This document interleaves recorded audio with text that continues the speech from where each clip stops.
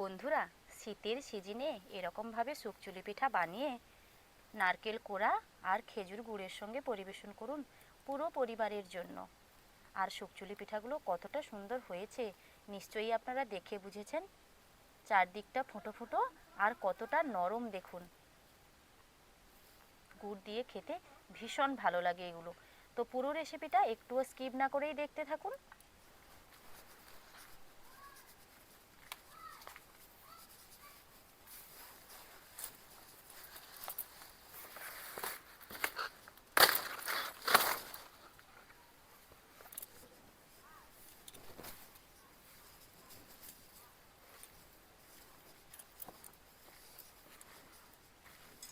নমস্কার বন্ধুরা, আমি দেবজানি। আপনাদের চ্যানেল দেবজানি রান্নাঘরে ভিলেজ ফুডে আপনাদের সবাইকেই স্বাগত জানাই।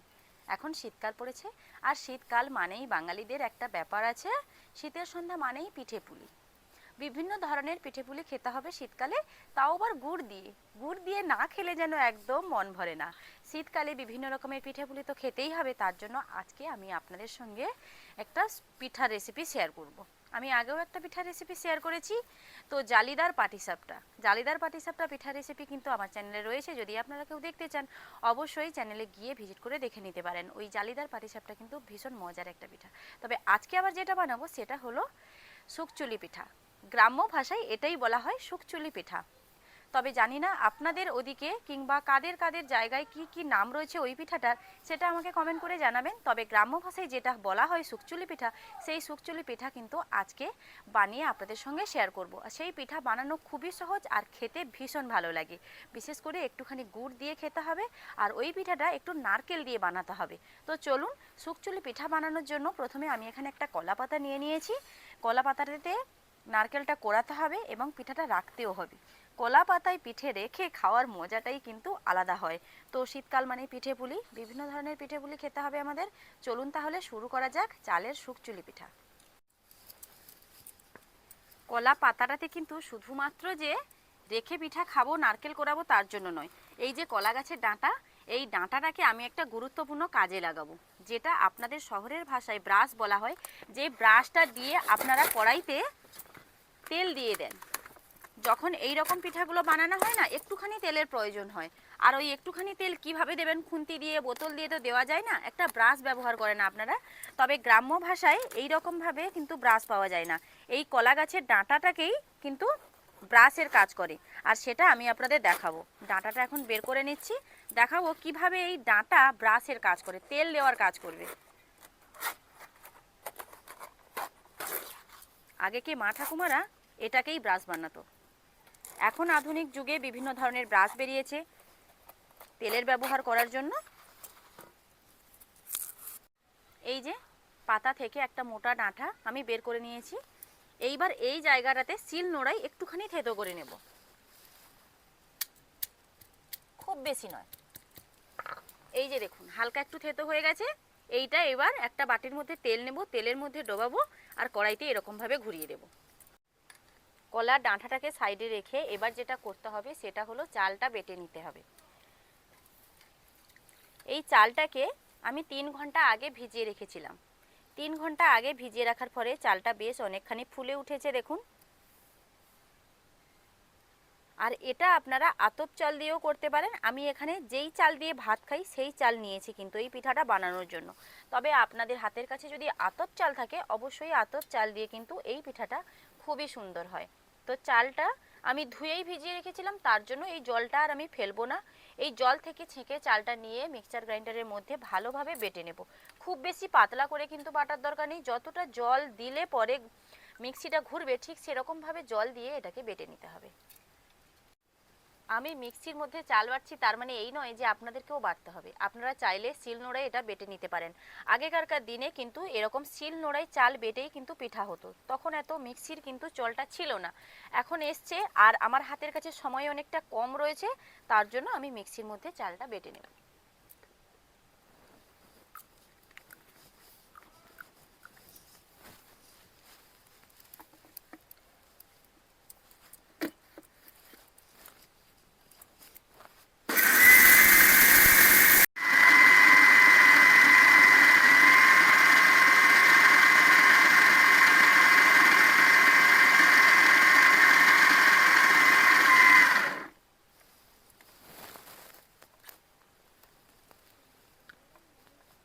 সুন্দর একটা স্মুথ পেস্ট হয়ে গেছে দেখুন।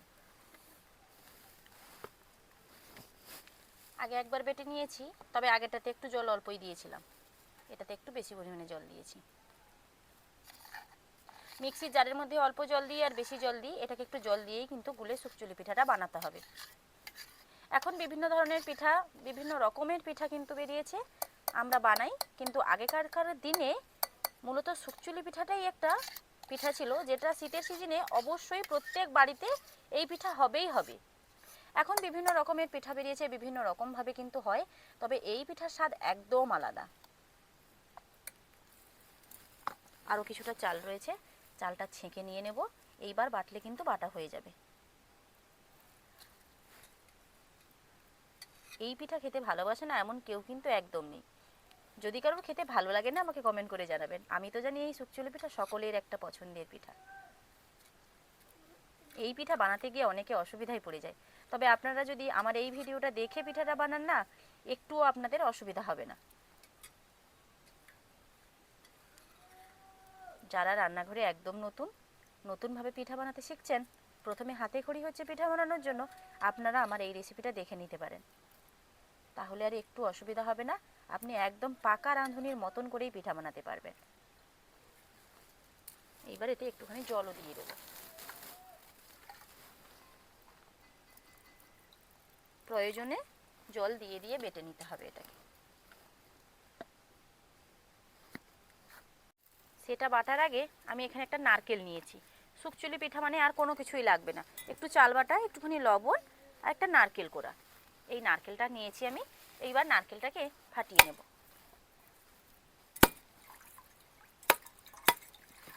নারকেলটাতে বেশ অনেকখানি জল ছিল।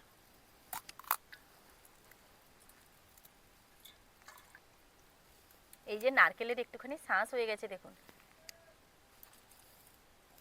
এই নারকেলের শাঁসগুলো বড় হলে না খেতে ভালো লাগে। নারকেলটা আমি এখানে একটা হাত করে নিয়েছি, সেটা দিয়ে নারকেলটা করে নেব।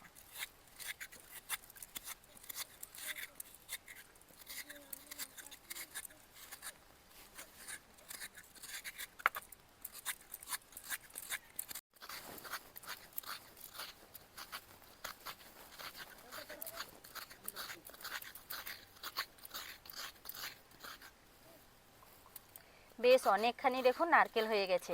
নারকেলটা বেশ না পুরু ছিল, একটা নারকেল মালাতে কতগুলো নারকেল বেরিয়েছে দেখুন, আরও একটা সাইড গোটা বাকি আছে। এই হাত করিনা না বেশ সুবিধার। চালের পরিমাণ যেহেতু অল্প রয়েছে তার জন্য বেশি নারকেল দিলাম না, বেশি নারকেল দিলে ভালো লাগবে না খেতে, পরিমাপ বুঝেই দিতে হবে। তাই এই নারকেল মালাটা আমি রেখে দেব, আবার অন্য যে কোনো পিঠা বানাবো তখন দিয়ে দেব। আর নারকেলগুলো দেখুন খুব সুন্দর নারকেল।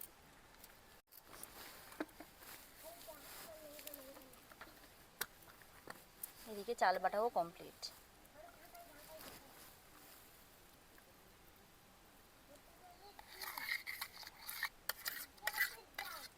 মিক্সির জারটা ধুয়ে এখানে জলটা আমি দিয়ে দেবো, এটা একটু পাতলা করতে হবে।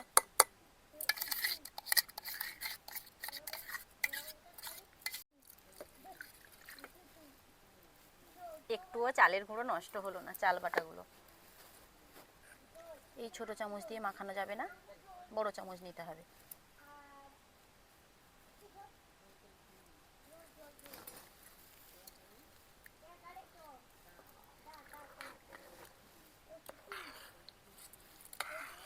দিয়ে দিতে হবে পরিমাণ মতো লবণ। এইবার এটাকে ভালোভাবে মাখিয়ে নিতে হবে। এইবার করে রাখা নারকেল, যতটা নারকেল কোড়া করেছি না ততটা মনে হচ্ছে লাগবে না। খুব বেশি নারকেল কোড়া থাকলে পিঠাটা বানাতেও একটুখানি অসুবিধা হবে, খেতেও খুব একটা ভালো লাগবে না। সব কিছু যখন পরিমাপ মতো থাকবে না তখন পিঠা বানানোটাও অনেকটাই সুবিধার হবে। আমি কিন্তু আর নারকেল দেব না, আর একটুখানি একদম অল্প করে দিয়ে দেবো। ব্যাস ব্যাস হয়ে গেছে, একদম পারফেক্ট। আরও একবার আমার একটা পিঠা রেডি হয়ে যাবে যতটা নারকেল কোড়া রয়েছে। চলুন এবার এটাকে সাইডে রেখে উনুনটা ধরিয়ে নিই। এই যে ছোট্ট একটা গ্লাসের মধ্যে সরিষার তেল নিয়েছি, আর এটা ডুবিয়ে নিয়েছি তেলের গ্লাসে। এইবার দেখুন কিভাবে ব্রাশের কাজ করে। খুব বেশি তেল যদি পড়ে যায় কড়াইতে, পিঠাটা কিন্তু আপনি ঘোরাতে পারবেন না। বেশ বেশ হয়ে গেছে। এইবার 2 হাতা ব্যাটার দিয়ে দেব। এইবার কড়াইটাকে গোল গোল করে ঘোরাবো। এই যে ফুটো ফুটো হয়ে যাচ্ছে দেখুন, শুকচুলি পিঠা একটু এভাবে ফুটো ফুটো হয়ে যাবে। ব্যাটারটা একটুখানি পাতলাও করতে হবে।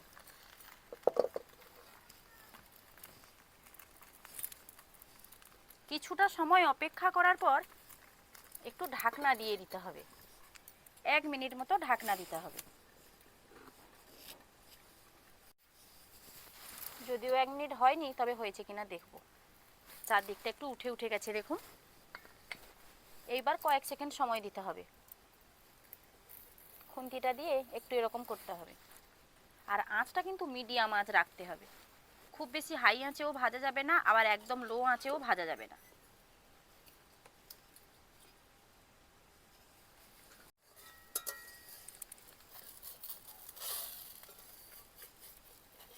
চারদিকটা উঠে গেছে। আর উঠতে যে একটু অসুবিধা হয়নি, নিশ্চয়ই আপনারা দেখে বুঝেছেন। চলুন এবার এটাকে নামিয়ে নিই।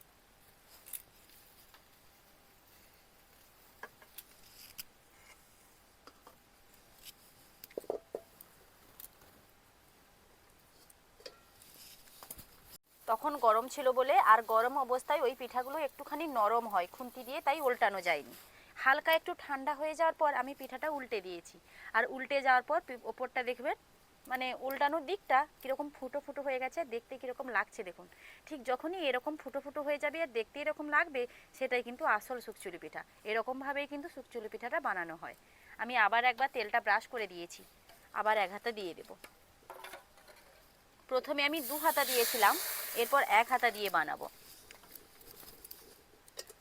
1 হাতা 2 হাতা আপনাদের যার যেরকম সুবিধা হবে সেরকম দিয়েই বানাবেন।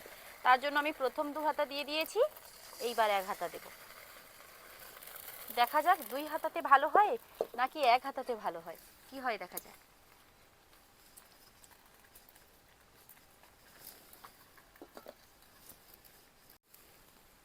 পরপর বেশ কয়েকটা পিঠা আমি করে নিয়েছি, আর কি সুন্দর দেখতে হয়েছে দেখুন।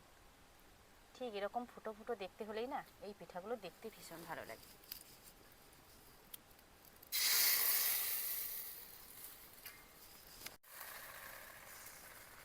আর এগুলো এরকম ঘুরিয়ে ঘুরিয়ে করা হয় বলে না, অনেকে আবার ঘোরানো পিঠাও বলে।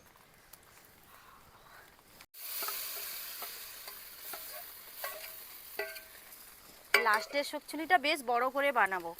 জানেন তো, আমার একটা বদ অভ্যাস বলতে পারেন, কিংবা ভালো, যেটাই আপনাদের মনে হয়, আমি যখনই এরকমভাবে শুকচুলি পিঠা কিংবা পাটিসাপটা, গুড় পিঠা আমি যাই বানাবো না, লাস্ট পিঠাটা কিন্তু আমার বড় হবেই হবে। আর লাস্ট পিঠাটা আমি যদি বড় করে না বানাই না, আমার একদম মনটা শান্তি হয় না। এরকমই আমার কিন্তু একটা অভ্যাস রয়েছে। তার জন্য সবশেষে শুকচুলি পিঠাটা কত বড় করেছি দেখুন। যে কোনো ধরনের পিঠা আমি যখনই বানাতে বসবো, লাস্ট যেই পিঠাটা হবে যেন একদম কড়াইটা ভর্তি হয়ে যায়। বড় করে লাস্ট পিঠাটা বানিয়ে নিলাম। আর এখানে কতগুলো শুকচুলি হয়েছে দেখুন। শুকচুলিগুলো দেখুন কতটা ফুটো ফুটো। শুধু একটা এরকম নয়, প্রত্যেকটাই হয়েছে এরকম।